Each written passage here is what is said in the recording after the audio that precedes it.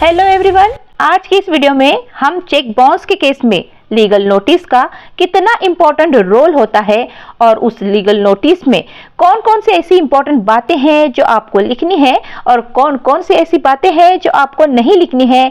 क्या आप check amount के अलावा कोई और अमाउंट को नोटिस में डिमांड कर सकते हैं, क्या लीगल नोटिस इनवैलिड होगा या नहीं, यही सब हम आज की इस वीडियो में डिस्कस करने वाले हैं। तो वीडियो में एंड तक बने रहेगा, वीडियो काफ़ी इम्पोर्टेंट होने वाली है। तो बढ़ते हैं वीडियो की ओर।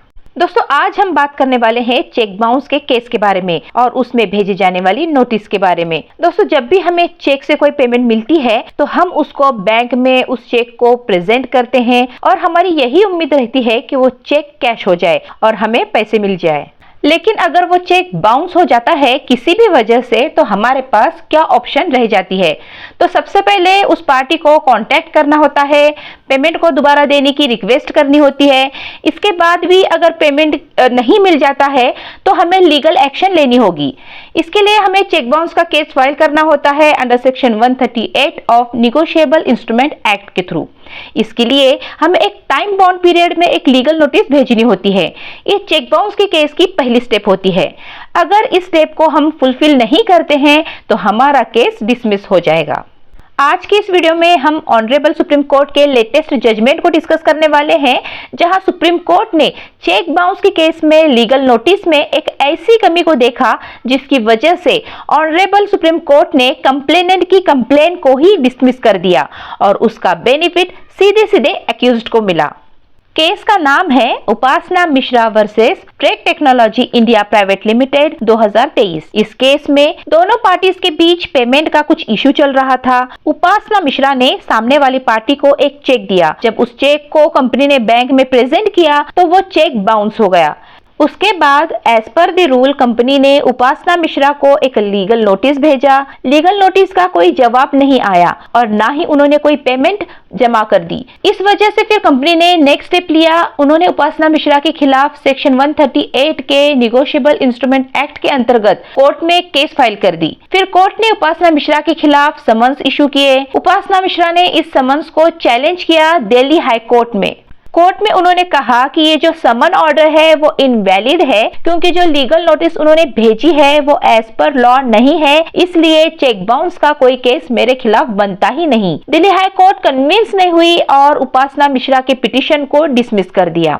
इसके बाद उपासना मिश्रा पहुंचे सुप्रीम कोर्ट के पास। सुप्रीम कोर्ट में भी उन्होंने यही कहा कि जो लीगल नोटिस है वो वैलिड नहीं है और जब लीगल नोटिस ही वैलिड नहीं है तो सेक्शन 138 का कोई केस बनता ही नहीं। अपनी बात को क्लियरली कोर्ट में पेश करते हुए उन्होंने सुप्रीम कोर्ट के 2002 के एक लेटेस्ट जजमेंट का एग्जाम्पल दिया जिसका नाम है सुमन शेट्टी वर्सेस अजय ए 2002।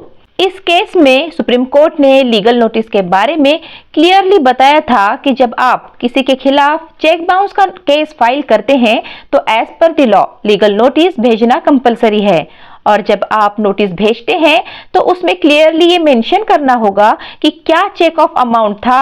अगर आप कोई कंपनसेशन, लिटिगेशन चार्जेस और लॉयर्स की फीस वगैरह को लगाना चाहते हैं तो उसे आप अलग से लिखें। चेक बाउंस का केस तभी बनता है जब सामने वाली पार्टी आपके नोटिस का रिप्लाई ना करे या फिर पैसे ना दे, तो तभी आप 138 की कंप्लेन को कर सकते हैं।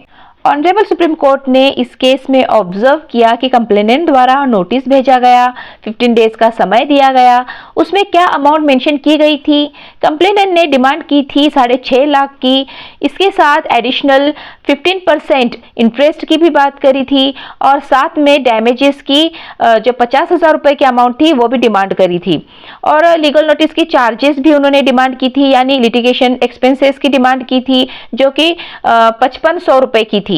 तो यहाँ पे सुप्रीम कोर्ट ने अपने प्रीवियस जजमेंट जो कि सुमन शेट्टी वर्सेस अजय ए का था उसको ध्यान में रखते हुए ये कहा कि 6.5 लाख की जो यहाँ पे डिमांड की गई है उसमें कहीं पे भी चेक की अमाउंट मेंशन नहीं की गई है, इसलिए लीगल नोटिस इनवैलिड है।